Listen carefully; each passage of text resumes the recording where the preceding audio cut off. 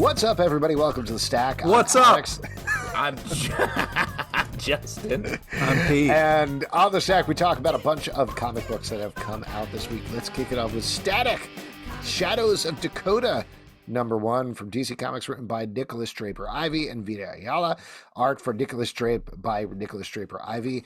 Now, I don't want to speak for everybody here, but it was pretty clear. I read this entire comic. Not once do they refer to South Dakota or North Dakota. This book is garbage. Take it away. Oh my God. Wow, which one were you hoping for? Do you have a prime Dakota in your I life? don't choose a Dakota, but South. Wow. Wow. Okay. They got 10% more wheat. Yeah, that's true. And thanks for checking that stat. Also, much balmier. That's like the Florida of the Dakotas, really. Wow. No, this book is great. It is a reboot. Great. It's so good. It is a reboot of Static Shock. The character, of course, is called Static, but it really brings him back to basics here, faces him up against a new enemy. The art by Nikolas Draper-Ivey is phenomenal. Pete, I know you're a big fan of the character. I'm guessing you're a big fan of the character. What did you think about this one? Well, I really like this kind of take on it. I was surprised at how dark it got at the end. Kind of got a little, Static. I don't assume, don't kind of like be like, oh, Static, that's kind of a dark character. It seems like a bright, kind of happier thing. But with this comic, it got a little dark at the end. And I was like, take it easy, DC. We don't need to make everything dark. Keep my boy Static in the light. But all that being said, I thought this was awesome. I'm really happy with the team that they put on this.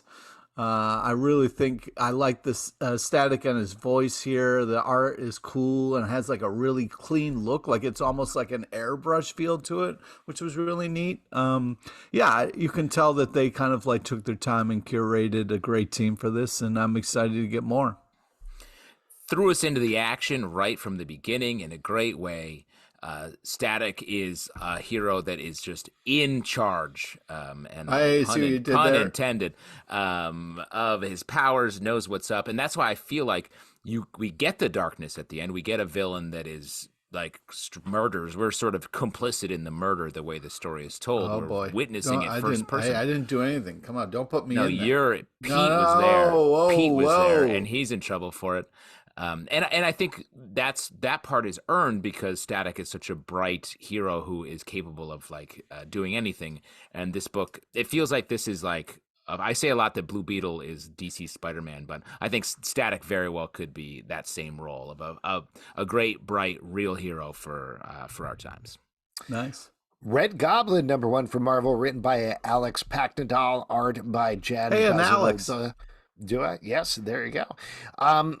I got to throw this out there right up at the top. Some of my least favorite things in comics right now: too many symbiotes, too many goblins. Don't love the fact when there's a kid who is like aged up with their costume, as we've talked about many times on the podcast. It is a tribute to this team that they take all of those elements, this book being about Norman Osborn's grandson who has a symbiote that makes him look like a goblin character, in this case a red goblin. Right. And they make it work. They make it work? Whoa. First off, let me... And I want to take it one step further before you get into it. Reading this book, and I know this is not the point of comic books, my big takeaway was like, I actually would be super into a TV show that follows the Osborn family, like a Succession type thing, but with superpowers. They have the Osborns. It's already a TV show.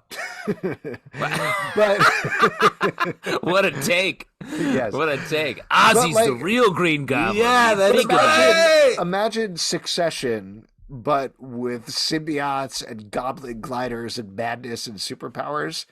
That would be kind of awesome. And that's kind of what you're getting, at least a little bit, here in Red Goblin #1. Now imagine a rock god, and then you have to like see his everyday life. All right. Now, so my kind of thing with this is like, hey, all right, cool. We're spending time with the Osborns. Don't give them the nickname Normie and then use it throughout the book. because that's a different kind of nickname and used very much a lot in our society. So it's a little weird every time you hear, "Hey, Normie," it kind of pulls me out of the book a little bit. So it's a little bit of a weird choice.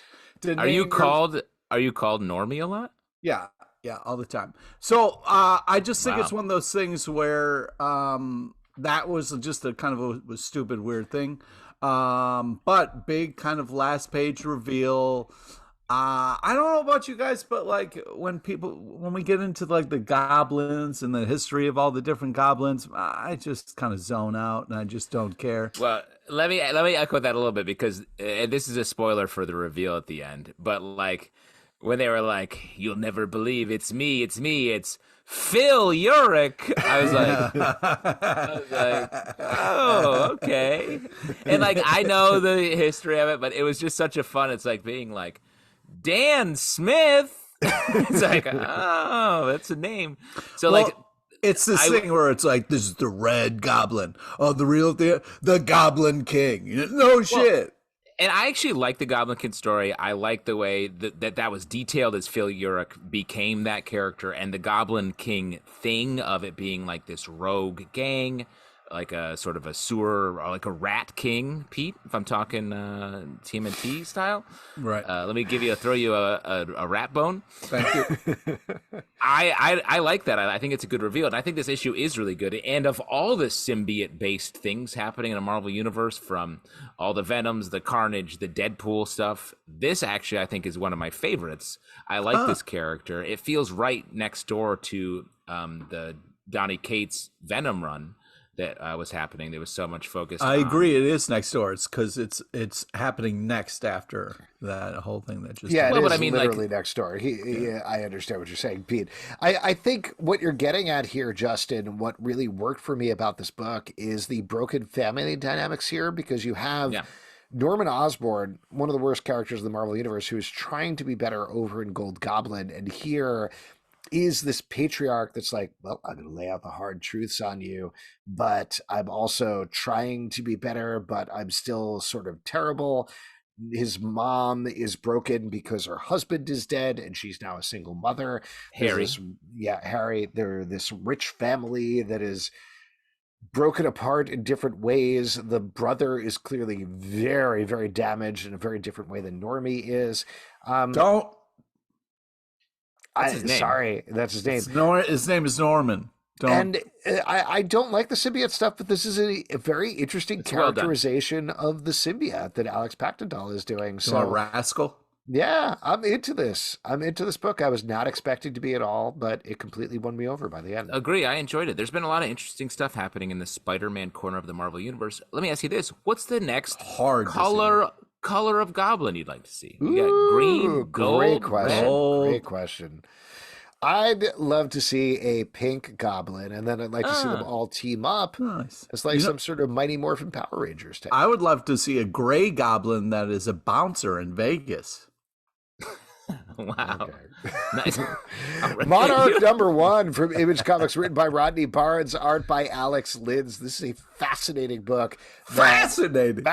It really is. It digs very deeply into the idea of a kid who is bound by his religious faith, who is suddenly dealing with an alien, presumably an alien invasion, and how that rounds out. It's told in this very prosaic style that is unexpected. What did you guys think about this book?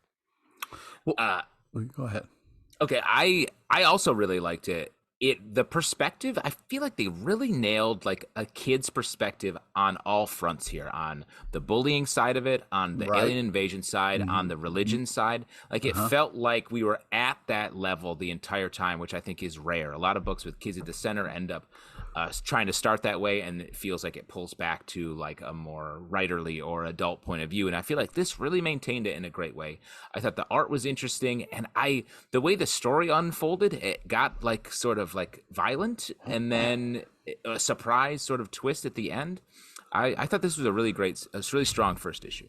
I agree. It was a strong first ish for sure. The art was fantastic. Really pulls you into this world. It reminded me a little bit of like a Deadly Class kind of art, if you're with me there, JT says. All right, nice. Yeah. Yeah, I just think that it was a very interesting start. They did such a great job of like grabbing the reader and never letting go. It kind of got like a big ending. I don't want to spoil. Yeah, I was impressed with it as a first issue. Harrower #1 from Boom Studios, written by Justin Jordan, art by Brahm Revel. I'll say up front, I am a complete sucker for stories like this. This is one of my low bar story tropes. And the idea which part? Yeah, which part? The part being that it takes place in a small town that on first issues, yes. Takes place in a small town where on a Halloween, clearly a bunch of the teenagers are being killed off for some sort of like you love that. You fucking love that. You're like, yeah, kill the teens. I do. This guy hates teens. I hate teens. Here's the thing. God. Get off my lawn, teens. Oh my God. Oh, yeah. I spent all summer seeding the lawn, and here you are on Halloween running around with your TP in my house. I'm like, so get off my lawn, teens. I'm going to harrow you. You identify as like a teenage girl, but like every other teen that you see, you want to murder brutally. It's what is weird to you about the fact that I identify as a teenage girl, but I also want to kill teenage girls? yeah, it's a really weird thing about you. Let me say it's a problem, but I should also confess I've been the one who's TPing your house and stepping on your lawn. Yeah. Slam! It's not a teen. All right, adults, old adults, get off my lawn. Man. It's a grown-ass teenage man girls right are there. safe. I'm gonna kill a bunch of adults now. I agree with you, though, Alex. This book does a great job of being like, this bad stuff happens in this town, especially to teens. And here we're going to follow these teens. And look, all they talk about is how the bad stuff's going to happen. Do you think bad stuff's going to happen? The bad stuff happens. Yeah. It builds great tension throughout. I think Justin Jordan has done a lot in this world. So, like, it is, like, spot on. And we get some nice little turns on it, though, at the end. So it's like, it sets the tension. We, like, live in the tension for so long. We're like, hey, let's go have a fucked up Halloween. And everyone's like, it's going to be more fucked up than you even think, man. And it's like, it is. It's a straight up horror movie in comic book form. And to the point that, like, there's some darkly comic stuff that happens in terms of the art by the end. Like, spoiler here, but there is a head that pops off, and the way that the head pops off, come on, don't spoil so it. Gross, but so funny at the same time in that perfect horror movie way where it channels that feeling of being in a movie theater and everybody screaming and then laughing at the fact that they're all screaming. Yeah, that's a great call. I also want to say, like, I feel like this does a good job of being like, look, all these teen victims, and it's like by the end you're like, oh nope, that's not what's happening here. there are other things at play here. Okay, that was first off, this is exactly why creepy small towns or small towns freak me out for this purpose here. But this is just like, and real quick, where do you live now? Baltimore. It's not that small. Is it actually Baltimore or is it outside Baltimore? Yeah, thank you. Nice. Anyway, so, how small is it, Pete? Is it too small? How many stoplights are in town? But anyways, it creeps me the there's fuck just out. Main Street and one mayor and he's a crab. Oh my God. Anyways, yeah, the art is creepy as fuck. This really does a great job of heightening the tension that it builds and then just really delivering. They do such a great job in this book. It is a fantastic first issue that is creepy as fuck. I will say, Pete, you give off the energy of like the high school like history teacher who dies at the end of the first act. Oh, and so really? that's a good spot. I think that's a good. Oh yeah, history you teacher. give off the energy of a fucking. I'd say gym teacher at best. Thank you. That's a total burn. Yeah. No, Pete's the gym teacher who's asleep in the corner, his hat pulled down, and they're like a bunch of teen girls with crop T-shirts are like, I'm not climbing the ropes, you go into the party later. Yeah, watch out for the Harrower. And you're like snoring, and then you're still asleep when you leave the gym class, and then the Harrower comes in and guts you. You just like guts you. You know, the gym teacher doesn't get killed. No, he creates, if they're talking about No. the ropes earlier, he creates a rope out of your intestines. He hangs it from the ceiling. That's good. And the girls have to climb it or something. Oh, that's awful, man. Climb your intestines. We'll workshop it. Don't worry about it. No, I've already written it. I've already written this. Oh, you already read it? Okay. Yeah. Except the gym teacher's name is Pete LePage. Yeah. And all his social handles are real Pete LePage for some reason, so he doesn't get impersonated. Lazarus Planet, Next Evolution, #1 from DC Comics, written by Rab V, Brad T. Snider, Chuck Brown, Delilah S. Dawson, art by Lalit, Kumar, Sharma, Laura Braga, Alitha, Martinez, Brandt, and Stein. And I want to throw out something right here at the top about this book.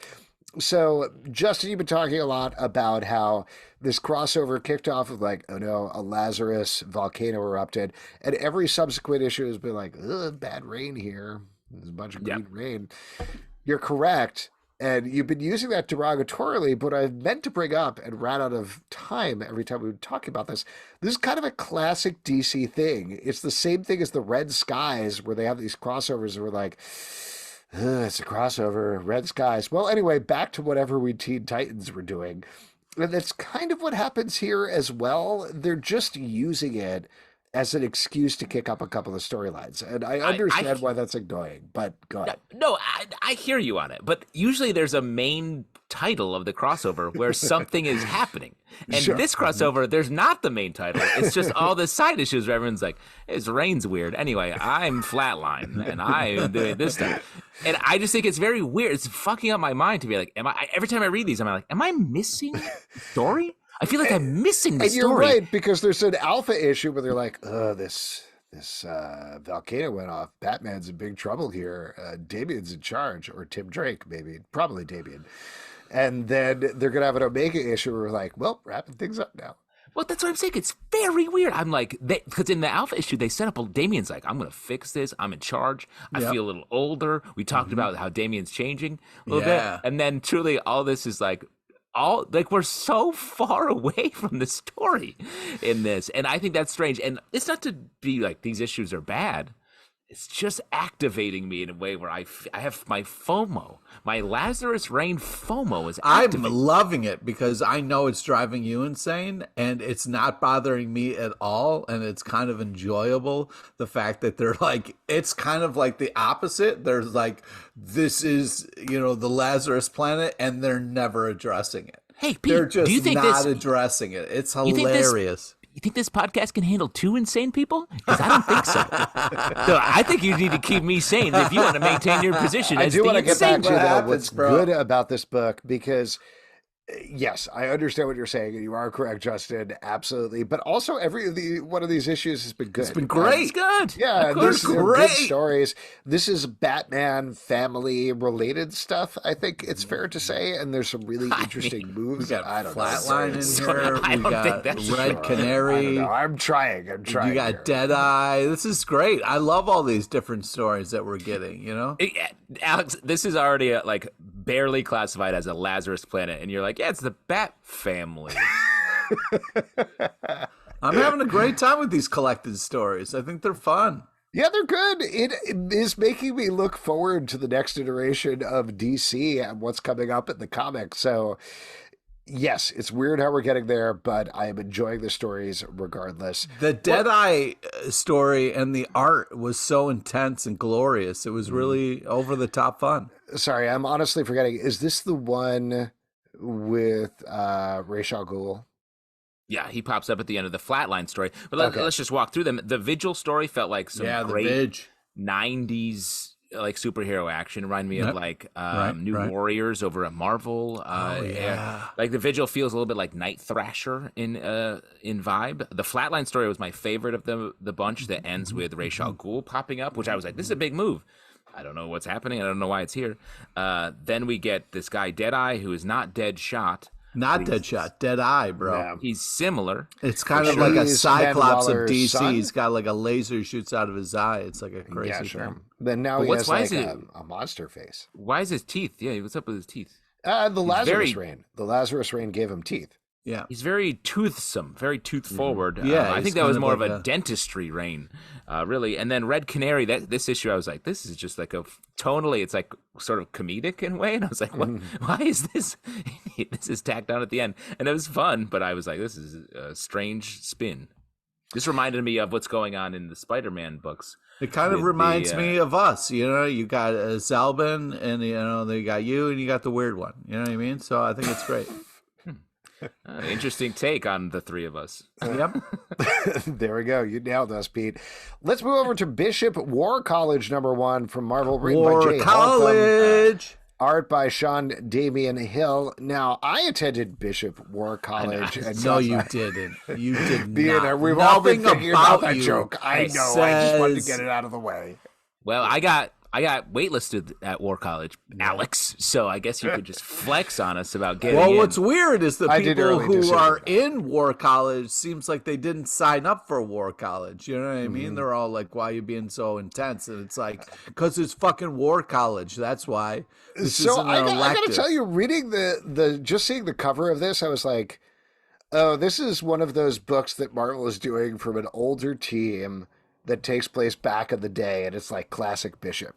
That's not what it is. It is ongoing. It's right now. It's Bishop being like, it is right now. We got to train the next generation of mutants to fight against evil. We can't just sit here on this island. Right. Finally, someone's like, "Yo, guys, we can't just sit around on fuck island. Like, we got to get ready." You know what I mean? They bring in this issue two of my favorite creepy villains in the Marvel Universe, underutilized, the Strucker twins. Yeah. Very upsetting characters, but really well used here. And without spoiling it, there's a twist at the end that brings it back to sort of classic Bishop storyline, I think, like how we were first introduced to Bishop, but in a surprising and new way that made me very interested in this title. Let me ask you guys something. When you meet actual twins, is your first thought which one is the evil one? Is that just me, or is that you guys have that going on too? I think both evil. Oh, Why are you trying to pick? Why are you trying to say one's good and one's? I kill one because it's 50-50. As I mentioned, I kill teen girls, so I usually wait until then. But this is going to be played at my trial, right? Yeah, definitely. What a chill slasher movie villain you would be, Alex. Hey, which of you twins are going to die? Oh my God. 50-50, man. He podcasts for like 6 hours, and he kills a teen afterwards. I don't know. Weird MO. Very chatty. He posted I agree first. with you. Yeah, he posted where he talks about what he's up to. I agree, Alex. I liked the Bishop that I loved the most as a character was in the Cable series, where Bishop was chasing Cable, trying to eliminate Hope Summers. Oh man. I thought that was great. It made a ton of sense. It made Bishop sort of a villain, but doing it for the right reasons in his mind. It was really unique. They were traveling forward in time, so we got into all these like weird new worlds. So Bishop ever since has sort of like fallen back into this place where he just doesn't have a lot of like differentiating characteristics. And I think this is on the right track to put him back on maybe the original take, where he's from this horrifying future that he's come here to try to fix. It's just he doesn't do a lot of stuff to help stop his future from happening. He's sort of like, who are we fighting today? I don't know. I'll shoot him with my gun. So this feels like he is getting his philosophy back in place, which I can get behind. I do think it was hilarious that like he's super intense. And then these kids were like totally like, yo, this dude's way too intense. And then they were like, all right, well, I guess we need to be a little intense about the future. And then like all of a sudden, you know, the big reveal is he's kind of like travels, you know, in time for the kind of last page, which I thought was fun. I thought it was a fun last page, but it was kind of hilarious that this guy is in charge of teaching these kids and he's way too intense. Well, no wonder the kids are pissed. They signed up for college on Fuck Island, and they're spending the whole time fighting. You think college on Fuck Island's a party school, and this is what not. You think. Yeah, there's a very thin line between fighting and fucking, though. Oh my God, that's right. Yeah, Alex, I've seen Alex at a lot of bar fights, and he tries to fuck. It's true. Are you kissing me? Yes, it's part of the fight. Yeah, kiss and kill are only one letter apart. Know your station #3 from Boobs. To be fair, Pete, it's one letter twice. That's what I'm saying. That's what he's saying. That's how he talks. Still 2 letters. Yeah, you It is one letter twice. I'm an apologist. I'm an apologist for this serial killer. Speaking of serial killers, know your station number 3 for Boom Studios. Know your station. By Liana Kangas.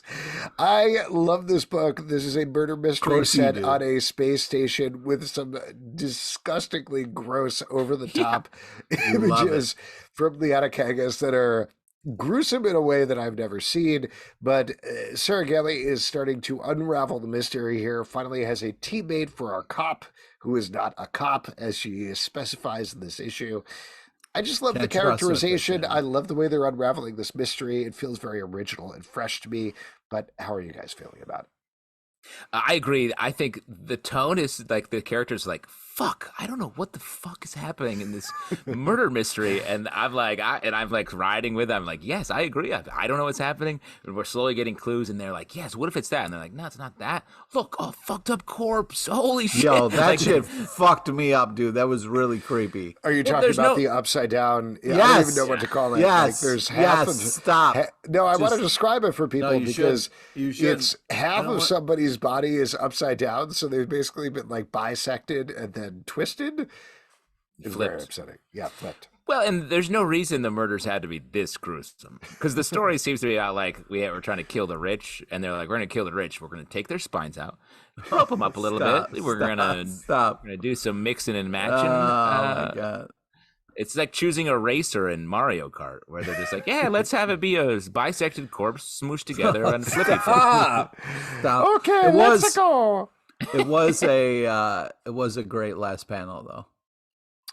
Yeah, and it's actually like, it's just, I think to your point, Alex, it is a story where the characters are coming at it from an unexpected place. They are behind the 8 ball constantly, which does feel fresh, and the twists and turns are like keep getting scarier, and the stakes keep going intense up, despite their cluelessness in a good way. Yeah, and the last thing I'll say about this is it gets into a little bit of prediction, but there's a AI that is helping him out the entire time, and it seems pretty clear from anybody who has seen science fiction that this is a HAL situation where the AI has probably done this. The fact that they're like, can you help us out here? The entire time, like, oh my God, suspect the AI, but I even feel like the writing and the art are leading into that in a very good way. So very fun read. Definitely pick this up if you haven't. That's all. That you're speculating there. You don't know that. You're right. Yeah, you don't know that. You're reading into stuff. Yeah, I'll stop reading into stuff that I'm reading. The Amazing Spider-Man number 19 from Marvel, written by Joe Kelly, art by Terry Dodson. This is a break in the creative team after the Dark Web storyline, and it's taking Black Cat and the Spider-Man and sending them on a double date with Mary Jane and her new beau. Justin, I know this was one of your favorite issues of the week, so take it away. Love it. First off, anytime you get a Terry Dodson, what a pleasant surprise on the art. Love to see it, especially Black Cat, Dodson, Black Cat. I'm there for it. Yeah, and just to throw out also Rachel Dodson on the eggs, which I didn't mention earlier. The Dodsons, we should say. Yeah. The Dodsons who work together a lot naturally. And this is a fun story. Joe Kelly, you don't see Joe Kelly writing a ton of Marvel comics these days, so great to see that. And Black Cat and Peter dating, I am here for it. Like, everyone's caught up with, like, what's happening with Mary Jane? I'm like, let it rest. We got a great crossover couple issues with Black Cat and Mary Jane. Love those. Jed McKay as part of the Dark Web storyline. Fantastic. And here we're seeing them try to work out their relationship. It feels, Alex used the word fresh in the last comic. This feels fresh. Feels like we're young and dating superheroes. They're solving crimes. They're fighting people. I'm in love with this relationship in this comic. Pete, wake up. Yeah, I just want to mention, if you're not watching the video version of the show, Pete has been lying back with his eyes closed, and I gotta say, it's probably because there's a scene where Peter stands up and his robe drops off, and Mary Jane and Black Cat both look at his penis. You're probably closing his eyes to, like, try to vividly picture Peter Parker's penis, right, Pete? No, nope. We've seen in the rain. Your name is Peter, crossover. So you're probably leading into that. You love a good Peter. Yeah. Oh, wow, dude. I hope Peter's Peter.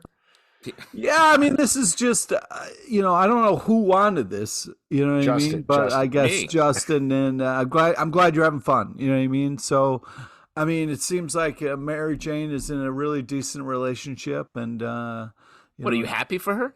I'm starting to think you're a little obsessed with Mary Jane. You know, like it's a little, like it's becoming a little much. Yeah, it's the sort of thing like you log off of work and you're like, it's Mary Jane time. I'm gonna have a little Mary Jane now. Is that what you do? It's almost like that's my life. Yeah. I just think it's one of those things where it's hard because Spider-Man is such a iconic character, and to a lot of people, Spider-Man and Mary Jane are a thing and a staple and an important part of the character. And I guess to others, it doesn't fucking matter, and he can date whoever the fuck he wants. And I guess that's I just feel like I would throw out there that for Peter Parker, at least, or any Peter really, Mary Jane might be an addiction they want to quit. Well, I think obviously you have to do what's right, but it just well, seems I like guess we're what you're lying saying to is, ourselves about what is actually right here. And that's Peter and MJ belong together forever. like, you just don't want to decriminalize Mary Jane. You want to fully legalize it as much as possible. That's right. Just the relationship we're talking about. Exactly. Yeah. Even no matter what state it is. it. No matter if you're in a state that's a little close to the southern state, so it's a little maybe more of a thing. You know what Legalize it. Well, Peter loves Mary Jane. There we go. Two Graves number 4 from Image Comics, written by Jean Viev Valentine, art by Addie Wu. In this issue, we're getting, I don't even know if it's a lot of big reveals necessarily, but we're getting a lot of information about what's going on with our woman who's riding along with a specter of death. There's some plastic baghead. Yeah. Continue to love the art in this book. I love the storytelling in this book. This is a very exciting issue, particularly if you've been reading along. Pete, you seem stoked about this one. Go ahead. Yeah, I mean, first off, the art is just amazing type bananas. It's just really impressive what they're doing. We joke about this plastic bag head, but it's done in such a cool, interesting way. We're getting a lot more of the story in this ish, which is great. But there are lots of twists and turns, which I really appreciate. And I love the fight in the main character. I love her gumption and the fact that she's not just kind of like going along and being like, oh, this is all new. And she's making huge choices. She's pushing against stuff. And I love it. It's very cool. Toot bananas, I say, when it comes to the art and writing here. This story is slowly revealing, slowly showing itself, much like the plastic bag face that Pete is talking about with our Death Spectre.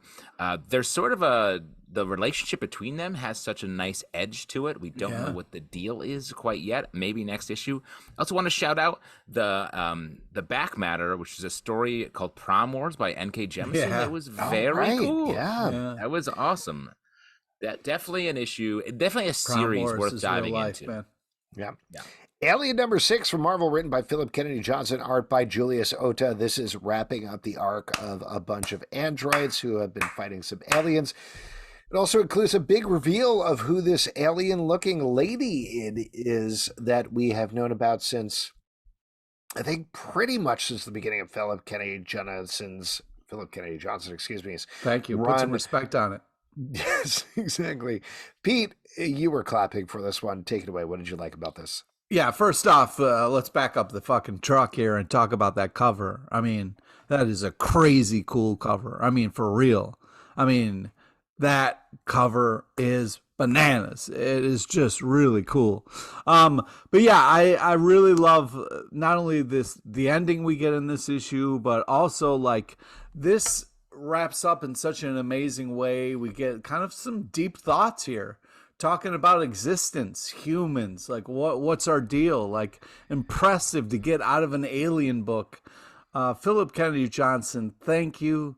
This is an amazing 6 issues that I feel like we can revisit time and time again. And also I feel like somebody should be making into a movie as we speak, because it's a hell of an arc and a very cool ending, and definitely worth checking out. You can tell Philip Kennedy Johnson really loves his work he's done on the alien stuff over at Marvel. He's got another great little back matter piece here about You're Not Alone, which was really cool. And we talked a lot about how these alien stories like really use the traditional alien storyline basis and reinvent it in a way. And I think this did both, like by keeping the sort of references, the kid who's lost trying to survive. We get the synths being a major player here, and we get to see it remixed and left in a really interesting place. Pete, I'm surprised you like this so much because it is scary. Why is this less scary to you than other things that you're like too scary? Well, there's the difference between monster scary and then like a body part being split in half and dissected and you're seeing different parts. You know what I mean? Where like I can kind of deal with a little bit of the monster scary versus the kind of like twisted, fucked up scary where it's like... You're saying you'd be on the sides of the xenomorphs. You'd be on their side. Don't put me on sides, bro. Don't. I'll just throw it out there in all seriousness because I think it's very interesting what people are scared about. I'm the opposite, where I get scary. I get scared. I get scared. Yeah, I get scared. I get scared at the things that aren't real, like the aliens, like Freddy in Nightmare on Elm Street. Wait, you don't think aliens are real? I don't get scared at serial killer stuff and people actually killing people for whatever reason. So, because you're a serial killer. Yeah, there you go. Because I kill teen girls. Fear your own. Yes. And I'm fearless. So I guess what a combo we are. Yeah, there we go. I will mention, I'm just going to throw it out there as an opposite thing. Like Philip Kennedy Johnson, I think, like you're saying, he knows what he's doing in terms of the alien stuff. I loved a lot of this run. This arc didn't really work for me. Holy shit! Sorry. I really love the idea. I love the place where it started, but I feel like by the end it got a little overcomplicated. I think tying it back to the alien lady didn't quite connect for me emotionally in the way that I wanted it to, and textually, but you know, it's been a really good run, and he's done a fantastic job on the Alien books and put some really fascinating ideas out there. So I'm not discounting it by any means. That's like saying you really liked Superman Warworld stuff, but you didn't like the fighting in Warworld. That's what you just said out loud. Not what I said. That's not even close to a one-to-one to what I'm saying. Man, you're a douche. Okay, I'm just offering up an alternate opinion. If anybody else feels that way out there, that is one out of three. That's all. Gotham City, Year 1, number 5 from DC Comics, written by Tom King, art by Phil Hester. In this issue, we're getting some big reveals about what has been going on in the background. We finally find out a lot about the mystery as we head into the finale here. What do you guys think about this one? Now, last issue, we talked about how we didn't know what was happening. We were a little lost in the story, I think. Right. And I got to say, this issue really brought it together, and I really like this issue, and it made me like the overall story a lot more. It feels like we've been just slowly boiling this detective noir stuff, and we're getting into the part of the story where all the bad things are going to happen. The scene where Slam drives this guy who he's trying to get to spill the beans on the top of his car and basically wrecks him was great. I'm curious now that it feels like we really understand where this is in the history of Gotham and what's happening. I'm curious how this is what repercussions this will have on Batman, on commenting on the Waynes in general. I agree with you, Justin. I think that this art is super noir bananas in all the best ways. I think that the when you're tip of the hat to you. When your bananas go noir, you can make banana bread with them still. That's true. That's true. But yeah, just the panels of the old car radio that just kind of like set the tone that they kind of placed throughout this book was really well done. Slam living that noir lifestyle was very fun and interesting. I thought this was cool and it had like a dramatic kind of like Tom King feel to it. I enjoyed it very much. I'm going to throw something out to you guys, and I haven't really thought through this yet, but I'm curious to hear. You're going to give us some slam poetry? All right, go for it. Peanuts, peanut butter. They go with jam on a sandwich. Sandwiches are good to eat, but I am not eating it up. Are you? Wow. You are the Slam Bradley. Thank you so much. This is not the most original criticism of Tom King, but it's definitely something that I've been thinking about while I've been reading this book, where I agree with you guys. Phil Hester's art is unimpeachable here. Thank you. I do think the story is unraveling in a good way, in a very purposeful way. Tom King is always a very purposeful writer, but this idea that he keeps taking these characters in the DC universe that you look at as very pure and fun and muddying them up is the lightest way of putting it. From Adam Strange to Mr. Miracle to the Justice League International to now the Wayne family, it's starting to feel like a little bit of a writing tick to me, and I don't think it's necessarily a negative writing tick, because he's still working at a very high level in terms of his craft and his writing. But I was curious to hear what you guys think about that, if that is something you think about at all. I do think about that. I think about that especially with the sort of single character books that he's been doing. This one feels a little different for me because it's characters that we didn't really know much about. It's not like he's upsetting a You're saying Slam wasn't a huge part of the DC universe for you? No, Slam's around, but this is not. It's not Thomas and Martha. It's the grandparents. It's the grandparents. So, and it really is like year one. It's going back to a very beginning and telling sort of a really fucked up story. But the tick that I think is a little bit more on display here and concerning is holding information for too long in the story. This is the 5th issue, the issue before the last issue, before we really know enough about what the deal is to really be here with the story. So I don't mind the muddying up, like you're saying. I think it's a little bit more the way that he's telling the story. I agree with you, Justin. I think The Tick was a great comic and TV show. And, also the newer one was also really well done and well acted. Just not to totally ignore that, but Supergirl Woman of Tomorrow was something that was totally different. That was also the same sort of tick I'm talking about, which is taking Supergirl and complicating her in a way. But at the same time, to get to what you're talking about, Justin, it was Tom King presenting the conflict at the beginning and then following it through as an adventure story for the end. So I would like to see him do something going forward, because I really do respect him and love him as a writer, and I think what he's doing is really fascinating. I would love to see him do a little bit more in line with Supergirl Woman of Tomorrow, where it's not what you're saying, where it's even Batman Killing Kind was, you don't know what this is until the last issue. It's a secret. Yeah. Tell us what it is up front. Like that is a writing thing that will force him into a different mode if he tells us what the story is up front and then he rolls it out there. Because again, he's so iconoclastic in terms of how he's rolling this stuff out. I think it is important for him to challenge himself just as an artist. That's okay. Let me know when you guys are done giving Tom King notes. Are you fucking kidding me? Go fuck yourselves. You're going to tell Tom King how to fucking write. It is wild because you are the most critical person of Tom King on this podcast. Definitely. True. We're basically fanboys. Hilarious. Yeah.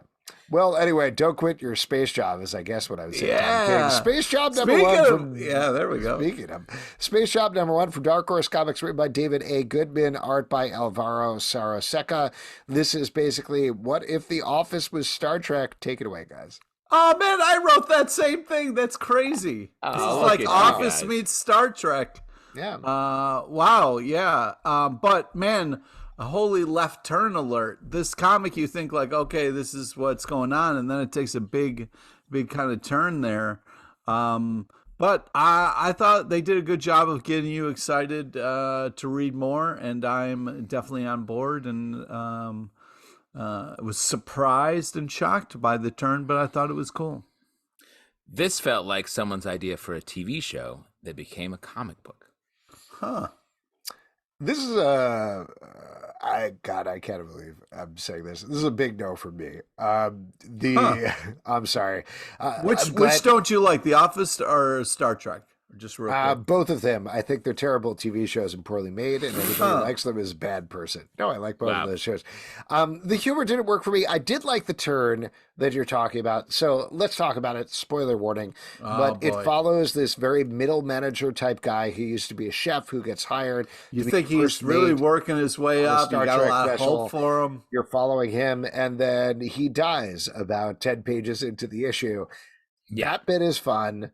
The rest of it, it's a fun bit how he dies. Yeah. The rest of it didn't work for me. I was with it for the first couple of pages, and then the rest of it is like straight up, what if Michael Scott ran the Enterprise? And it didn't work.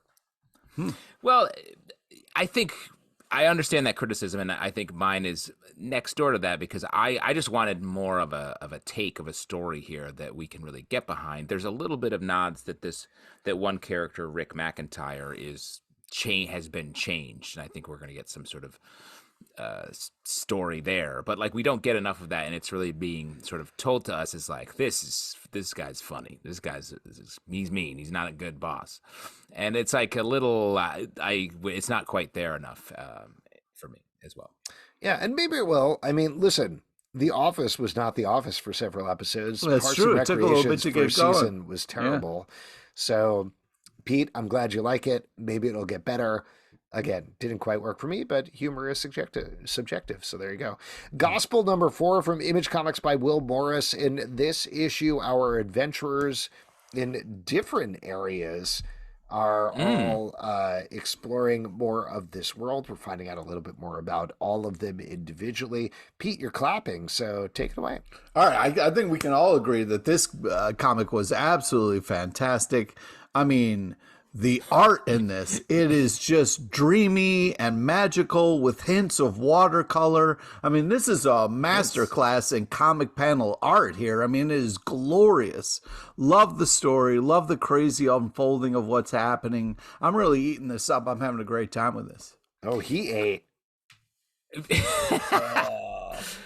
I also enjoy the art. It's very like Prince Valiant, the old comic strip, or Fables-esque, you might say. I'll give you that.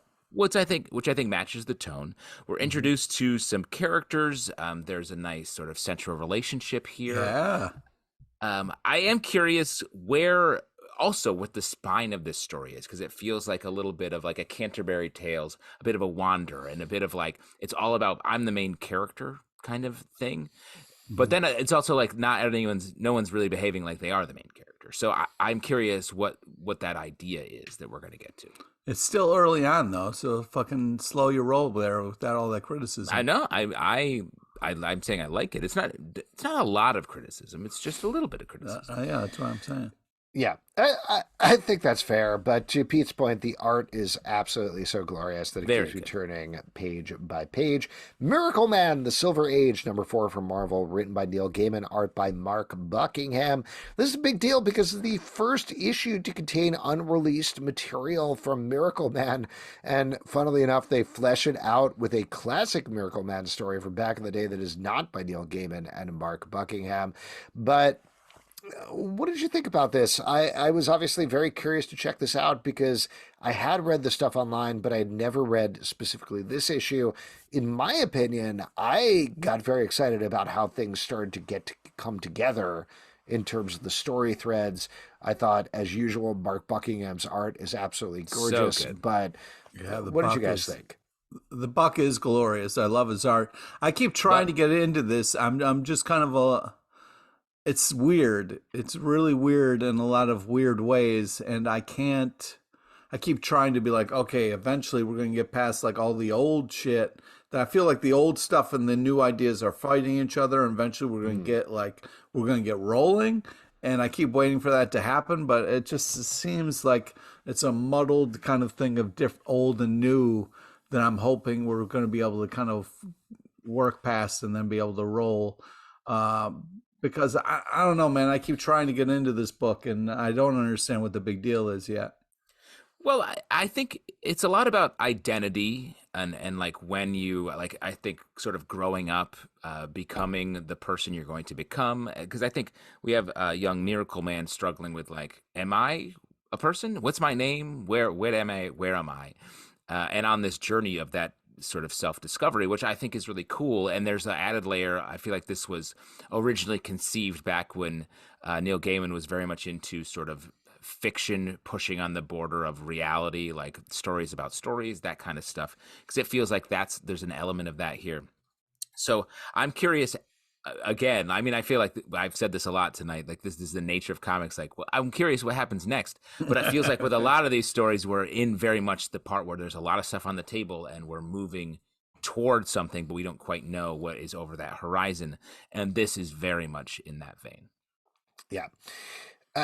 This is the first issue of this that actually got me excited about the book because they were starting to bring together the story threads from the first 3 issues here.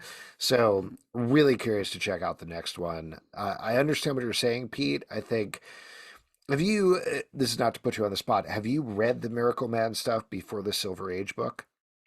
Yeah. Wait, a long time ago. Okay.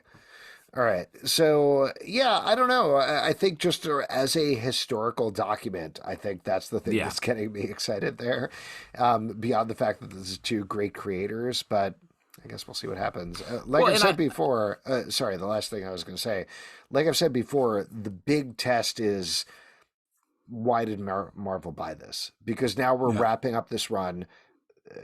That this will be, I assume, another issue or 2, but what is beyond this? Why did they spend the money to bring Miracle Man in when they have the Sentry and they have Ultraman and they have all of these other Superman composites and Shazam composites and all of these other things? Why was this important for them to have it, other than the completely laudable thought of historical documentation? Well, don't you think maybe we're going to get some more Neil Gaiman? I hope so. Yeah. I would think that would be the reason to do it, because that's the real That would be amazing. Or Alan Moore, get him to do some stuff. What is he doing? Hanging out at his castle and casting spells? Great part. He just wrote a novel. But one last thing I was going to say. I feel like I keep seeing that in the library and keep thinking I should pick that up. Did you check it out? I bought it. I was at a bookstore in Brooklyn, and there was a signed copy. So I bought this. I bought the signed copy of it, and I haven't actually read it yet. But I'm going to. And I've but heard you did write. You put a little heart under his name and put Justin Tyler under it. Yeah. No, I took his name off of it. I crossed it out. Oh, wow. Because that's what he would want. I took his name off of his book. I was like, who the fuck signed his name? He hates his name in places. But no, what I was going to say is, like, I feel like Neil Gaiman, obviously a great writer, and the fact that he's able to explore in this, like, all of the stuff that happened in the earlier Miracle Man books, and to have a young perspective and really investigate that, I think is really cool. And I trust Neil Gaiman to really find the nugget there that is truly innovative and something we haven't seen before. So I'm very excited about that. Yeah, and when you say the young perspective, you mean the young nasty man perspective, right? Yes, definitely. I love young nasty man. I consider myself sort of a young nasty man. That name's so funny. Neither young nor nasty, my friend. The Joker, excuse me. Man, though? Man? Yeah, I'll give you that. Yeah. The Joker. Let's the Joker, the man who stopped laughing, as we're waiting for Alex to stop choking to death. Look at Pete taking the reins like a real hero. Joker, the man who stopped laughing. This guy likes to laugh, and then he finally... Okay, wait, I'm back. The Joker, the man who stopped laughing, number 5 from DC Comics, written by Matthew Rosenberg, art by Carmine Giandomenico, art by Francesco Francavilla. This is following the story of 2 Jokers. We seem to maybe find out some answers about why there's 2 Jokers here, and that there's a swerve that goes against the theory that I mentioned for the last issue. Spoiler here. It's not Clayface. That second Joker is not Clayface. Something else is going on. But these 2 Jokers there are is gunning for each other. Clayface mentioned here. There is Clayface. Clayface pretends for a little while to be the Joker, but that is not the second Joker. Right. This is fascinating. This book, I am utterly fascinated about what's going on here, what's going on in the backstories, which are goofy, but clearly with a purpose, and feel like the sort of thing that are not going to make sense until we're done with whatever this run is. This is great. Also, what's really interesting is we were just about to get answers, and then spoiler, Red Hood shot them before we could get the answer we're waiting for. So it's like the twists and turns in this keep on coming. I'm having a great time with him. This has been such a cool read, very intriguing and cool. Also, the Giganta backup in this issue is really great. This is I cannot wait to reread this when this is all collected, because I really do want to go, once we know, like, go back and reread it. But man, this is fun. Agree. Spoiler, we get to see spoiler in this, which I love. Spoiler. A spoiler, and a sick Joker Speedo right at the end, closing out the issue. Oh man, save it for the swimsuit, you know. Yeah. Stranger Things, Tales from Hawkins, #1 from Dark Horse Comics, written by Jody Hauser, art by Caio Felipe. This is following the story. I got to be honest, I don't remember whether this connects back to season 1, but 2 hunters who end up in the Upside Down. It's a very dark horror story. I like this one. I like the idea, if this does connect back to Stranger Things, and I did not check before we taped the podcast, but I like the idea of fleshing out these smaller moments throughout the series. What did you guys think? I mean, bummer. Yeah, it's a bummer. It's a super bummer. Also, to see all that beer go to waste is fucking heartbreaking. I mean, geez. No, but imagine you're in the Upside Down and you chance upon all that beer. Like, pretty sick. Dude, the beer didn't make it to the Upside Down. They did. You know what I mean? Oh, is it not? I thought the beer made it. No, they said the beer down, and then they went in to investigate. See, that's the thing, is always bring a sixer if you're going to the Upside Down. Yeah, I mean, if you got a sixer, first off, why would you set it down ever? And then secondly, you know what I always bring? You know what I always bring to the Upside Down is an 11er. Oh. I got you. Thanks. Took you a second. Okay. Yeah, because I was like, they don't really serve it a lot. Are you saying you have one before you? Nope. Before you go in. Got it. 7-Eleven. I mean, I just don't know. No, there's a character in the. 11, the character. Oh, okay. I like waffles. It. Yeah, I enjoy waffles and Eggos. This was a very sad tale, but I agree with you. It's nice fleshing out these moments. These Stranger Things series have been a little different, all of them, and with varying degrees of success, and this one was cool. Yeah, I agree. Art is great. It's a very unique, cool story that you don't know what's going to happen, and it's very interesting. It's just a heartbreaking loss of all that beer. All Against All, #3 from Image Comics, written by Alex Paknadel. Again, art by Casper Wingard in this issue. And in this series, we are following the last of a bunch of species who are kept in a zoo by these octopus-style creatures that adopt other bodies. We find out a lot more about how they work and how this world works here that provides a lot of answers. This was the issue that I was waiting for, to be frank. I think I've loved the first 2 issues mainly because of Casper Wingard's art, which is incredibly just detailed and kinetic. But here, Alex Paknadel really brings on the answers in terms of what's going on, and I loved it. Pete, you're pumping your fist over here. Take it away. Yeah, I mean, this is just crazy, aggressive type bananas art. I mean, wow. The art does such a great job of sucking you into this world. Just intense ride. Buckle up, Buttercup. The action, the writing, the pace of it. It's a tight package. Yeah, I hope you Buttercups are buckled up. Yeah. Just anywhere you're going for this issue. Great color choices. It has a little bit of a sort of a more psychedelic or hotter palette for the coloring throughout, which is really cool. Hot. And I also like the reveals we get here. We find out how basically everything works. And I think the next issue is maybe the last issue of this series. Yeah. Oh, man, that'd be sad. Here's my question, though, and I'm curious to hear what you guys think. Oh, no, sorry, there are two about. more. There are 2 more. Yeah, I'm curious to hear what you guys think about this. Why is it that these Buttercups build me up just to let me down? You know, no more fooling around. That's my big question about it. What do you guys think? Well, I mean, if you're getting let down, that's on you. You know what I mean? You got to be a stronger Buttercup. You know what I mean? You got to be ready for that bumpy ride. Yeah, but I need you more than anybody, darling.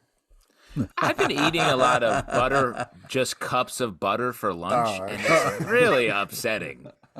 I feel like it's really building me up for add some peanut butter and chocolate to that cup, bro. You know what I mean? Oh, butter, peanut butter, and chocolate? You think that's the way forward? That's the way to go. As long as there's a big old cup of butter. Daredevil number 8 from Marvel, written by Chip Zdarsky, art by Mark Shadow. What? It's a great book. It's really, I'm having a blast with it. I'm very much enjoying the creativity behind it. It's very different, has a very different feel. It doesn't really meet any tropes. I'm impressed. Daredevil versus Punisher. It's entire Team Daredevil versus Team Punisher. Epic battle that involves several dragons. It gets nuts. Yeah. Pete, I know we've been asking you the same thing about every issue of Daredevil and Punisher, but how are you okay? Whose side are you even on? Dude, I feel like I was so nervous because the cover is bananas, and then I was like, oh my God, Punisher is fighting Daredevil, and it's a Daredevil comic, so maybe this isn't going to be good for the Punisher, but he survives to fight another day, spoilers, so I'm very excited about this. But holy shit, like, what an epic showdown, what an ish. Dragons, Daredevil, Punisher, oh my, what more do you need? The art is crazy, tight bananas. What just a battle royale, a great kind of boss showdown. We get more, they're going to fight again at some point. I think this did a great job of this issue of giving us a taste of what's to come and getting us ready for more. I couldn't believe all the action, and they got right into it in this issue. So I was nervously excited, and now I'm more just nervous and excited for what's to come. But man, just glorious. What a time to be alive. One character dies at the end of this story forever. Who is it, Pete? You choose. Daredevil, Punisher. I don't know. I mean, you can't. I feel like either one of them you can't do. I go with Elektra then. No, Daredevil or Punisher, who dies? Daredevil. You make the call. Daredevil? Wow. It's fucked up. Bad guy. You want the bad guy to win. Great art in this. I really like Chip Zdarsky's really built an epic. Killing the game right now. In this one title, and it's very good. Here's the thing about chips. You can't just eat one. So we're going to move on to Batman number 132 from DC Comics, written by, once again, Chip Zdarsky, art by and Miguel Mendoza. In this issue, Batman, after being quote-unquote killed by Failsafe, has been sent to an alternate dimension where Bruce Wayne has died. He's dealing with this alternate universe versions of the characters he know. And in the backup story, the Robins are trying to find him alternately. They may have found something else in the meantime. How are you guys feeling? I also like this. Chip Zdarsky's doing a good job of finding the tropes here, hitting the tropes, that is. Like, we get Batman, Bruce Wayne being like, I should really become a Batman at the end of this. It was like, really got me there. But I enjoyed it, even though it was like, yep, that makes a lot of sense. Like, he's hanging out with you didn't have to hit that. You didn't have to hit that part. You know what I mean? But the kind of like, what's really freaking me, I'm having a great time with this, but also it's crazy freaky because it's like we're talking to a Commissioner Gordon who's just kind of like a Skeletor. Got a skeleton type of situation. It's kind of freaking me the fuck out. But that's having a great time. Pete, that's underneath all of our skin. Mm-hmm. Oh, man. Mustache goes down to the bone. We've talked about that already. Mustache goes to the bone. The other thing I like about this run currently is that the backstory is trying to solve the front story. Yeah! That relationship between the two stories is really cool. Yeah, I agree with that. Koshki in Hell, number 2 from Dark Horse Comics, written by Mike Mignola, art by Ben Steinbeck. We talked about the first issue of this, but this is a legit continuation of the story that was started in Hellboy and BPRD, where a lot of the other stories have been going back in time or going very far forward in time. This is continuing it and following Koshki, this character who can't die, Koshki the Undying, as he fights his way through hell. There's some very intense stuff happening here, but if you've been missing Hellboy, if you've been missing BPRD, this will scratch that itch. Yes, it will. This is just crazy monster battle fun. I'm having such a great time with this. This is just, I'm just so happy to kind of have this Hellboy action in my life.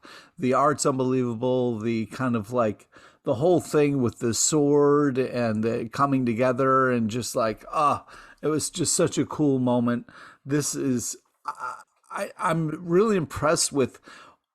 They're like, oh yeah, Hellboy, not a thing, but we're gonna have all these other characters and still make you feel like you're getting your Hellboy. Well, also, not to interrupt you, Pete, but there's a couple of panels here, I think one or two, where they flash to Hellboy, and they're like, Hellboy's not available, he's doing other things. And it gets you because you're like, no, we want Hellboy! And that's exactly the feeling you're supposed to get there. It's great. Oh, it makes me wonder. I mean, first off, is Mike Mignola trying to get like that summer home? Like, what's up with him? He's making comics. Don't hate. The guy's making comics. That's what we want him to do. BPRD, correct me if I'm wrong, Pete, you have a better memory for this stuff, but BPRD ended a place where it was like, well, it's the end of the world. Yeah. Goodbye. Yeah. Goodbye. It's just like, we fucked up and they won. And oops, we're all fucked. There's still, I don't know, just in terms of I understand like there's a sense of a heightened, more mature narrative. Yes, we don't always fix these problems, but in terms of superhero stories, in terms of comics, there's a story there in terms of Hellboy coming back, the BPRD coming back, them all coming back together to fight the end of the world that just still feels like palpable and necessary out there. And I don't know if Mike Mignola ever wants to go there, but he has to bring Hellboy back. He has to, right? He's got to. You like to think so, but man, I'm having a blast with these. I am too. I don't mind the delaying. Like, I don't mind the teasing here. I don't mind the tantalizing of, wouldn't that be great if we brought Hellboy back? What do you think? And there's plenty of other Hellboy stories that he's doing to scratch that itch, but that story, BPRD, went so big. Yeah. I want him to revisit that at some point. But here's the thing. Like, I agree. I think these are fun. Some of them are better than others and more in my taste. Like, I think this one is very much in my taste. It's great. But how long if he's like, this is the story of Hellboy's hat? And it's like, okay, well, let's get to fucking Hellboy. If he gives us an issue like this, I don't care. I'd be like, yeah, this You will care. Eventually, you're going to be like, I want the Hellboy. I don't know, man. I'm having a blast. Yeah, I don't know. Like, Mike Mignola is so outside the comic system in terms of what he has to do and what he wants to do. It's ultimately up to, like, of course, as a fan, I want Hellboy Returns. I want to read that. I desperately need to read that. Does Mike Mignola feel like he needs to do that other than fan pressure? I don't know. And ultimately, I want him to follow his artistic muse and do the things that make him passionate and make him excited to do. If it isn't Hellboy Returns, that's okay. It'll be disappointing, but I'll survive. Go ahead. Can I compare it to something like when Captain America died, like the Captain America comics got so interesting. There was this really cool thing happening. It was a fresh take. I didn't miss Captain America for a long time because of how great the storytelling was and all these other things. And I feel like this Hellboy thing is kind of like that a little bit, where it's like, man, I'd love if Hellboy came back, but I'm having a great time dealing with all of this kind of craziness and all this other stuff that I'm not missing it yet. And I think it would be amazing if he came back, and part of me is really wishing it's going to happen. But I'm also just being like, this is fun too.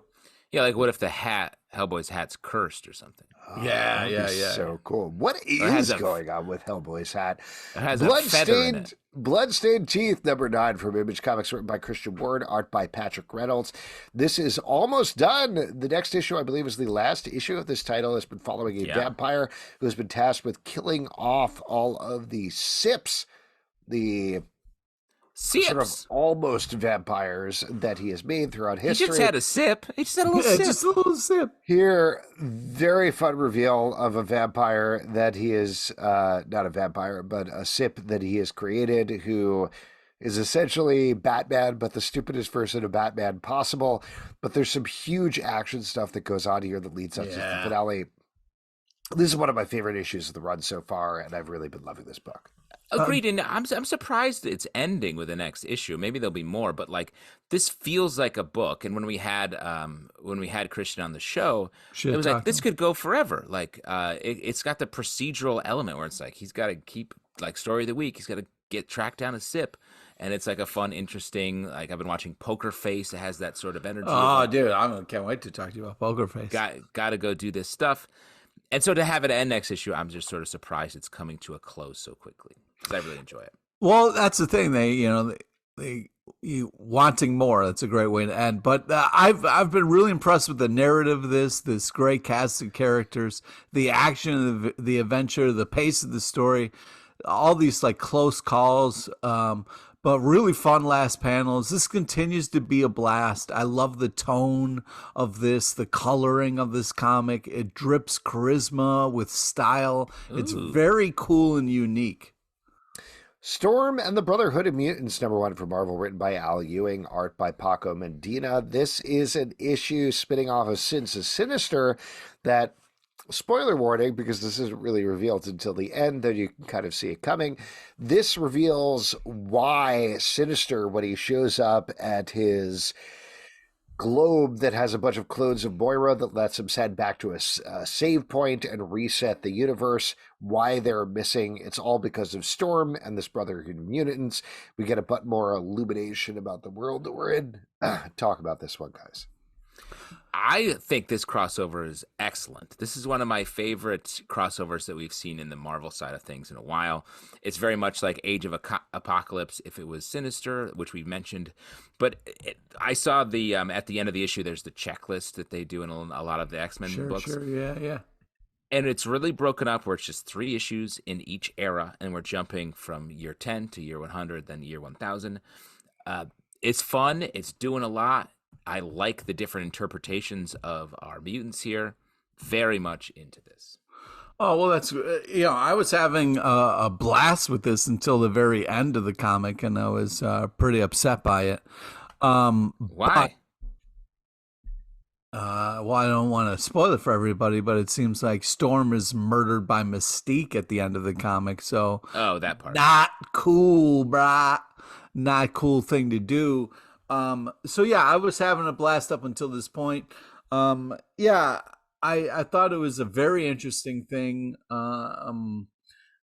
Storm kind of being the good person, the kind of voice of reason in this madness. I was like, yes, finally someone who's like, yo, let's fucking get things going. Let's get things on track. Fuck this, fuck Island and all this crazy bullshit. Fuck Sinister, and let's just start doing good. And then of course Storm is murdered by Mystique at the end. So it's a pretty strong wound. You can't have anything nice in this X-Men world. This new X-Men world is not going to let you have anything nice. So it's a Bishop book. I just want to point out you had nothing negative to say about Bishop War College, because it's a war college. And some people need to get off of Fuck Island and start getting into War College and getting ready for life. They're on Fuck Island. Storm just gets stabbed maybe in the intestine. She might end up with just not being able to eat as much rich food. She won't be able to have a buttercup because she has an intestine. Is that living? You know what I mean? Great point. Just a garbage plate. Poison Ivy #9 from DC Comics, written by G. Willow Wilson, art by Marcio Takara. This is the issue you've been waiting for. If you've been waiting for Harley Quinn and Poison Ivy to bone all over the house, that's what happens in this issue. As boning round the house. Boning round the house. As Harley returns to bond with Poison Ivy and send her on her path in a positive way. What do you guys think about this one? I'll just say I thought this issue was great, particularly for Harl Ivy shippers. Yes, I agree. I mean, great covers. Love the Poison Ivy and Harley Quinn love story that's going on. It's really fantastic. And G.W. Wilson is just killing the game, having a great time. So it's fun to see. Great art. It has this sort of like romance novel vibe to the art. Yeah, like in a the really cover good way. of a romance novel a little bit. Yeah. And I thought that really works here. And this was a great standalone issue, but I think it also puts Poison Ivy, pivots her into a really interesting place going forward into what happens next in this comic that I think we've been surprised by from the jump and really enjoying. It has been. There's a lot of great twists and turns that's been happening in this. And I love the idea that Harley brings positivity in here. It's just really shown a lot of growth in terms of how her character is treated in the DC universe. Hell yeah. It's Only Teenage Wasteland #3 from Dark Horse Comics, written by Kurt Byers, art by Jacoby Salcedo. Here we are finding out more about not how our teens, but what has happened with our teens who have been thrust into the future or an alternate world or something like that, and what's been going on in the background. I'll just throw out up front, I felt very called out by the scene here where they describe everything that's been happening and they explain how the time distortion is happening. And one character says, yo, this is a bunch of lost bullshit. And another character says, first of all, I'm not going to take any David Lindelof slander. Second of all, yes, this is some lost bullshit. Yeah. I want to say you've said those words verbatim to me. Like, I feel like when I read that, I was like, Jesus, I feel I saw this observed. And I was like, these 3 paddles are going to become my new Twitter header on Wednesday. Nice. I also feel like, Alex, because there was teens here, did you want to kill them immediately? I definitely, my bloodlust was up. Yeah. Wow. I've this was another banger-ish. I love the action, the creepy weirdness, crazy last page reveal. I'm having such a great time with this. I can't believe there's only one more issue, but so much fun, so great. Yeah, Dark Horse, this is a great, cool idea. If you like What's the Furthest Place from Here, that book, and want more, this is a great book in the same sort of tonal and hell yeah.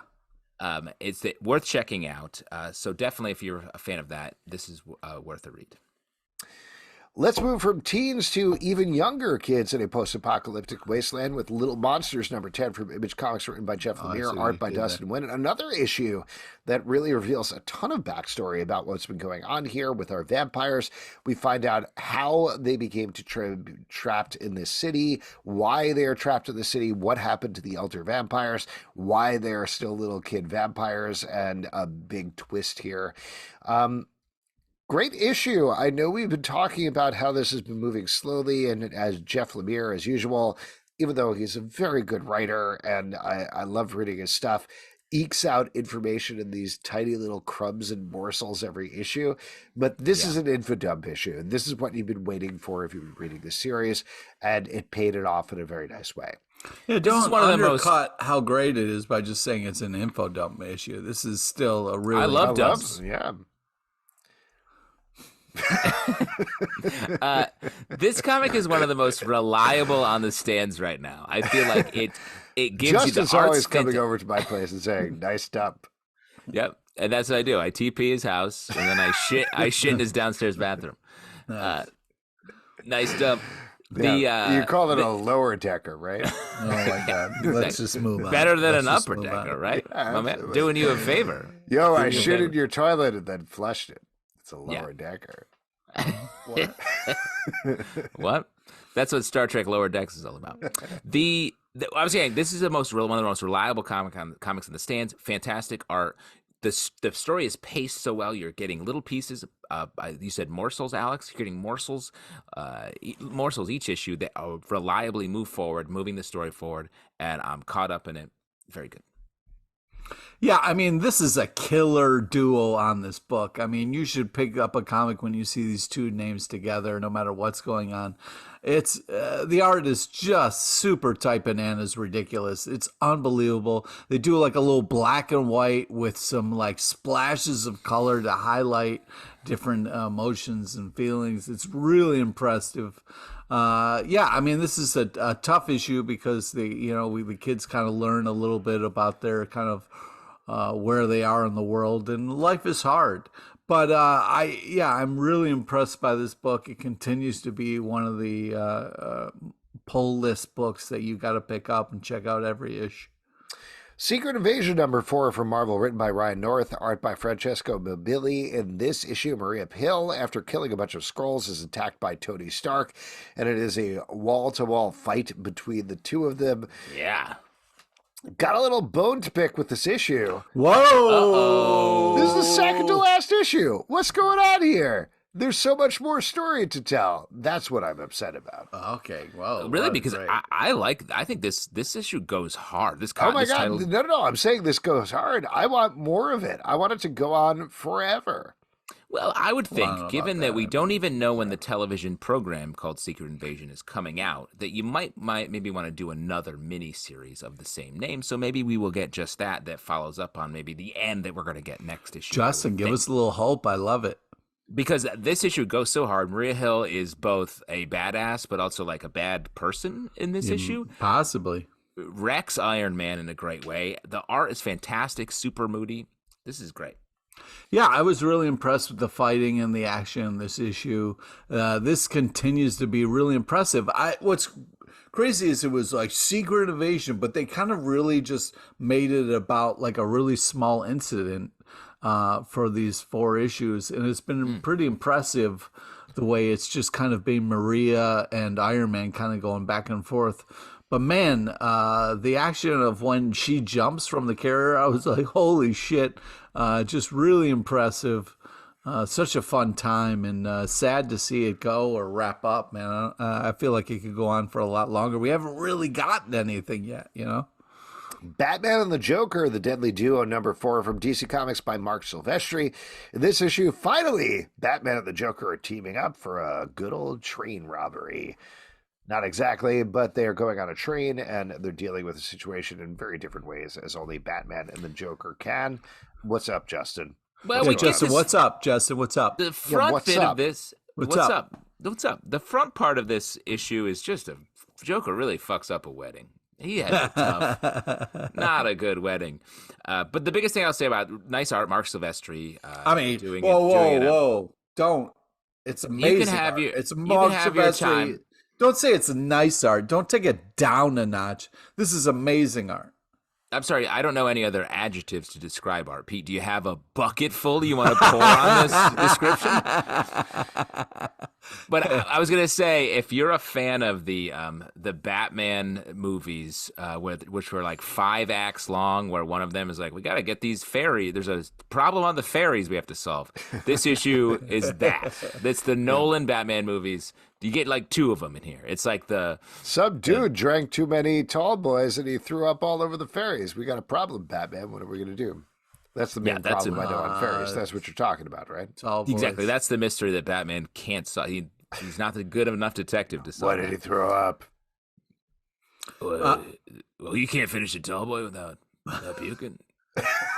Come on, man. Is it the sea? Better be a tall boy, Steel Reserve. All right, I think this is worth it for a Catwoman calling Nightwing Buttwing alone. You know what I mean? Like that's just a solid. You just gave it away. Solid joke. That was my least favorite.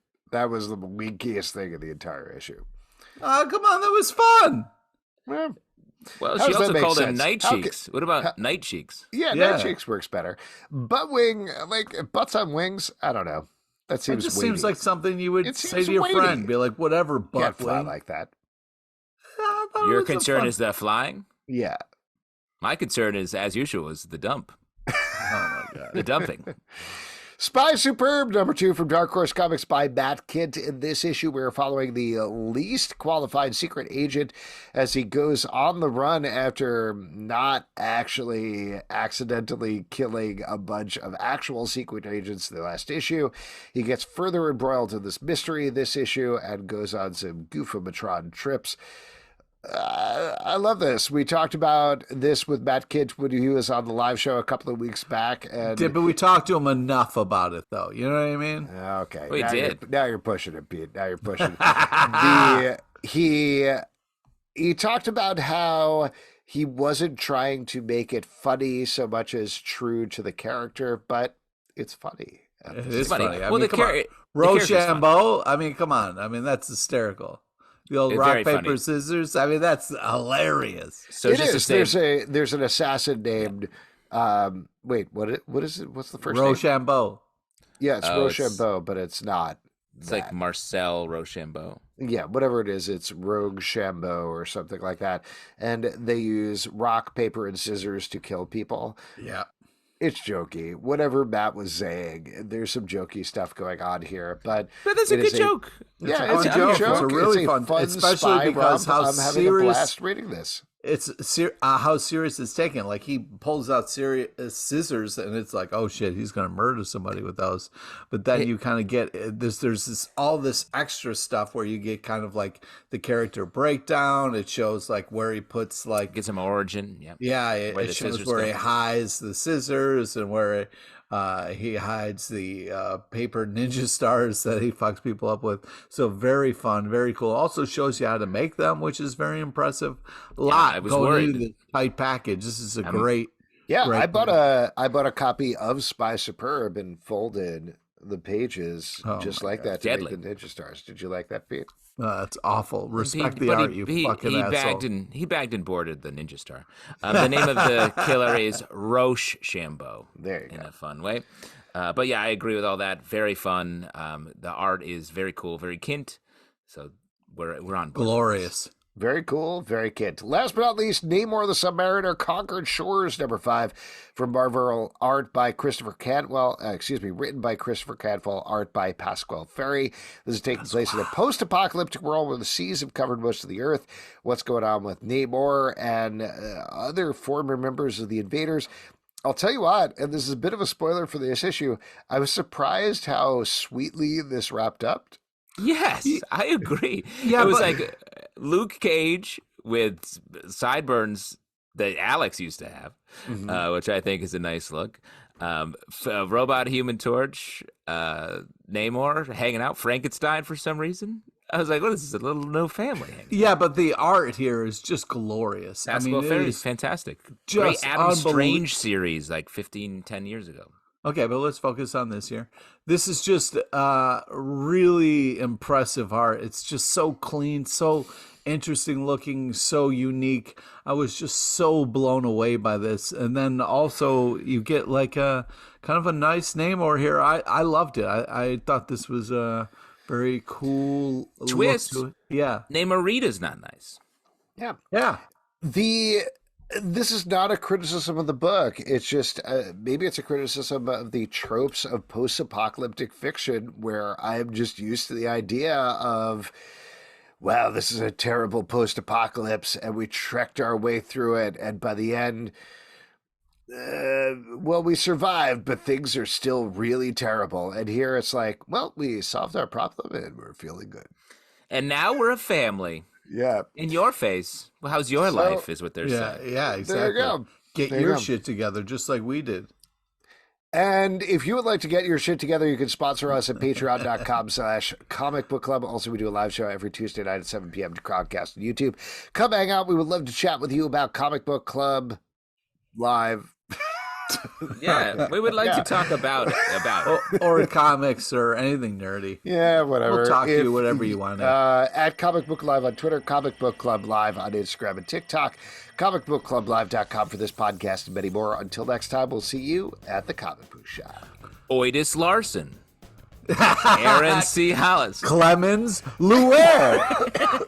Or we could just talk to you about how Alex looks like he has a blue dildo behind him. You know, whatever you want to talk to him. It's a lightsaber. Yeah, it looks like a blue dildo. Yeah, of course. You could get him as lightsabers. Okay, shove it up your church, Pete.